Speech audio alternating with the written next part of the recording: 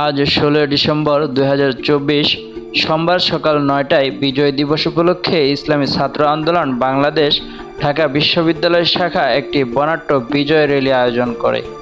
র্যালিটি TSC চত্বর থেকে শুরু করে ক্যাম্পাসের কেন্দ্রীয় মসজিদ, লাইব্রেরি, ডাকসু, মধুর ক্যান্টিন, অপরাজয় বাংলা হয়ে রাজু ভাস্কর্যের সামনে গিয়ে সমাপ্ত হয়। ঢাকা বিশ্ববিদ্যালয়ের সাধারণ সম্পাদক সাইফ মোহাম্মদ আলাউদ্দিন এর সঞ্চালক সভাপতি ইয়াসিন আরাফাত এর সভাপতিত্বে র্যালি পূর্ব সমাবেশে প্রধান অতিথি ইসলামী আন্দোলন বাংলাদেশের সেক্রেটারি শেখ মাহবুবুর রহমান নাহিয়ান বক্তব্যে বলেন, দ্রুতই ডাকসু সহ সকল ক্যাম্পাসের ছাত্র সংসদ নির্বাচনের তাফসিল ঘোষণা করে লেভেল প্লেইং ফিল্ড নিশ্চিত করতে হবে।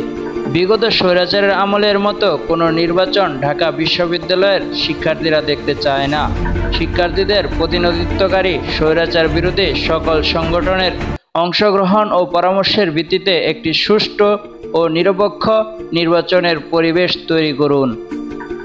এদেশের শিক্ষার্থীদের দীর্ঘদিনের প্রত্যাশা একটি সুষ্ঠু ছাত্র সংসদ নির্বাচন, যার মাধ্যমে ক্যাম্পাসে তারা তাদের অধিকার আদায়ের প্রতিনিধি নির্বাচন করতে পারবে।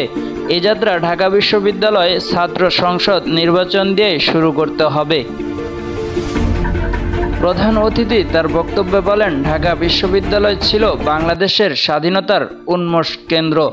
বাংলাদেশের স্বাধীনতার জন্য সশস্ত্র সংগ্রামেও ঢাকা বিশ্ববিদ্যালয়ের অবদান অপরিসীম। পাক বাহিনী ৭১-এর মার্চে স্বাধীনতা কর্মীদের দমনের অভিযান অপারেশন সার্চলাইট শুরু করে ঢাকা বিশ্ববিদ্যালয় থেকে। ২০২৪ সালেও স্বৈরাচার পতনে আন্দোলন সবার আগে জেগেছে ঢাকা বিশ্ববিদ্যালয়। জাতির মুক্তির সংগ্রামে প্রতীকী হিসেবে কাজ করেছে আমাদের গর্বের এই প্রতিষ্ঠান। এ সকল সংগ্রামের মৌলিক আকাঙ্ক্ষা ছিল সাম্য, মানবিক মর্যাদা ও সামাজিক সুবিচার প্রতিষ্ঠা, কিন্তু দুঃখের সাথে বলতে হয় তা আজও বাস্তবায়ন করা যায়নি। তিনি বলেন, স্বাধীনতার পরবর্তী বাংলাদেশের শাসক গোষ্ঠীরা নিজেদের ভাগ্য পরিবর্তনের জন্য কাজ করেছেন।